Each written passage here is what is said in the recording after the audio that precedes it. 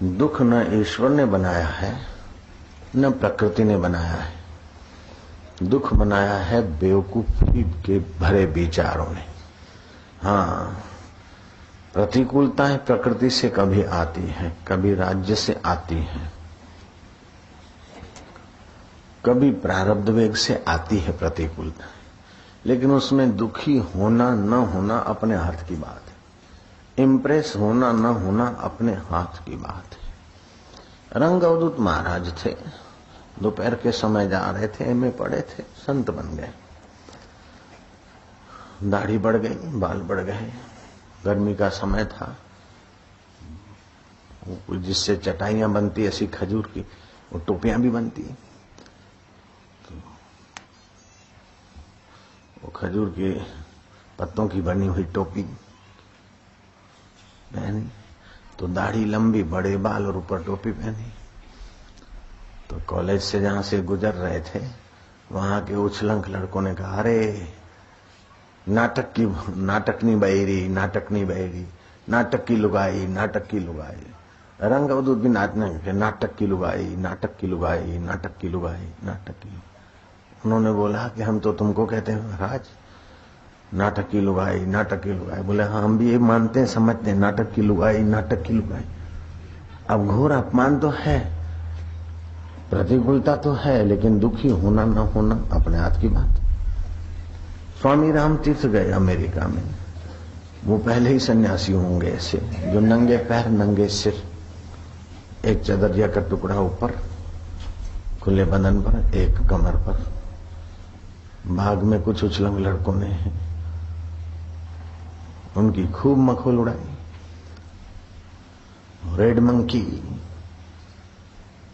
राम तीर्थ बोला yes red monkey. बोले आई से you yes I am red monkey, red monkey. और लड़कों ने उछलंग जो बोलते कि वो हम यहां करते कि खूब हंसे। इतने में कोई समझदार आदमी था कि ये गजब के आदमी है, इतने छोरे, इतने लुफंगे उनकी मजाक उड़ा रहे और ये भी हंस। उस सज्जन को दुख हुआ, उसने उस भीड़ में से राम तीर्थ को विदाई दिलाई। जिस घर ठहरे थे उन लोगों ने पूछा कि आज आप हंस रहे हैं, इतना खूब खुश हैं, क्या बात है?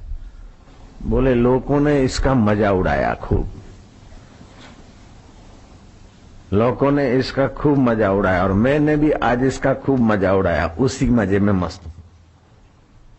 लोगों ने इसका मतलब मेरी बॉडी का मजा उड़ाया और मैंने भी खूब मजा उड़ाया, इसलिए मजे में हूं।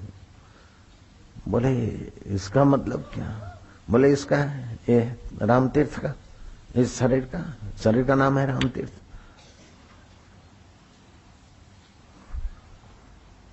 तो ये शरीर तो माया में, प्रकृति में है, पैदा होता है, नाचता है, इसमें खून रंगीन है। रेड मंकी उन्होंने कहा, आज ही मुझे पता चला कि रेड मंकी भी हो सकता है। रेड मंकी में भी हम है, ब्लैक मंकी में भी हम है, तो यहां भी रेड मंकी और ब्लैक बाल है ही है। हमें मजा आ गया।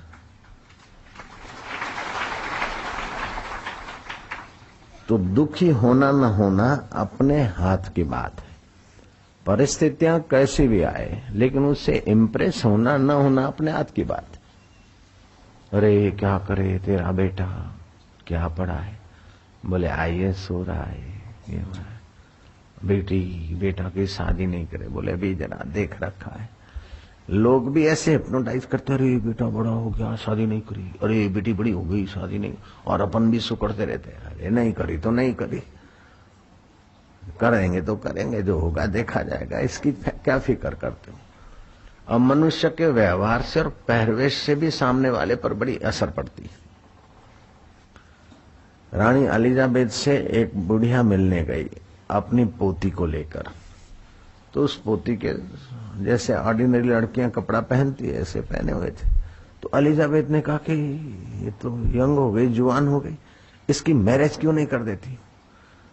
तो लड़की को पंच हुआ, मानो कुछ गोली लग गई उसके सीने में शब्दों की। लड़की ने दादी का कपड़ा खींचा, बोले चलो हाउस पे, घर पे चलो जल्दी करो।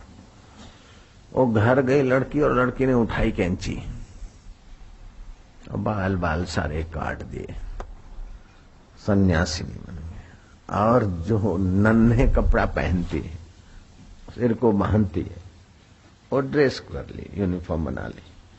दूसरे दिन दादी माँ को बोला कि तुम चलो एलिजाबेथ के पास, मुझे ले चलो। एलिजाबेथ के पास जाते ही एलिजाबेथ उठ के खड़ी हो गई, हाथ जोड़ के। तो दादी ने कहा कि ये तो कल मेरे साथ जो आई थी ना, वही मेरी पोती है। बोले इतनी नहीं, शी तो नन लग रही है।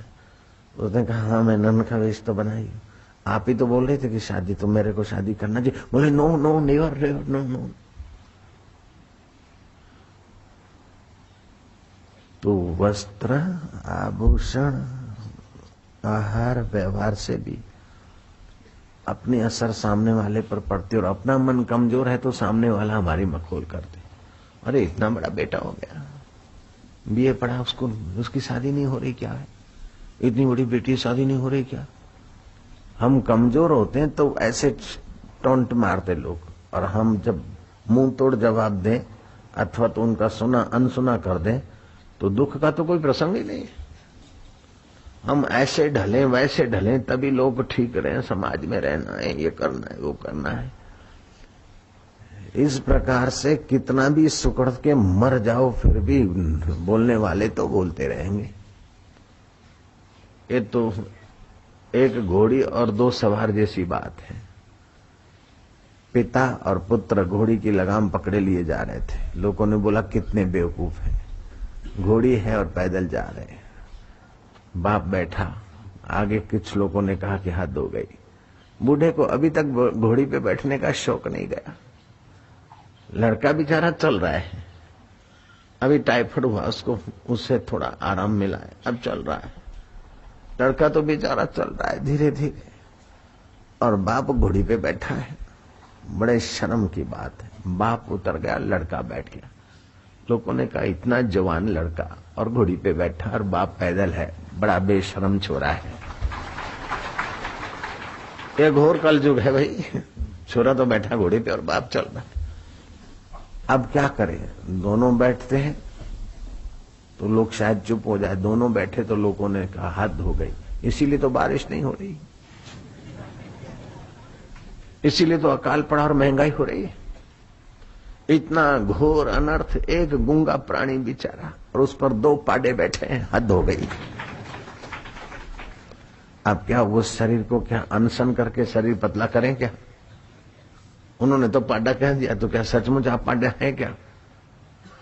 तो लोग जिस ढांचे में, जिस बोतल में आपको उतारना चाहे ऐसा उतरते रहेंगे। तो हमको भी बहुत लोग समझाते, अरे भाई ये सब माँ बोलती है, लोग ऐसा कहते हैं, ईश्वर माँ ऐसी कहती है, फलान बेटा मैं तो चाहती हूँ तू भक्ति कर, लेकिन लोगों को भी देखो। मैं क्या देखेंगे लोगों को, हम क्यों देखें?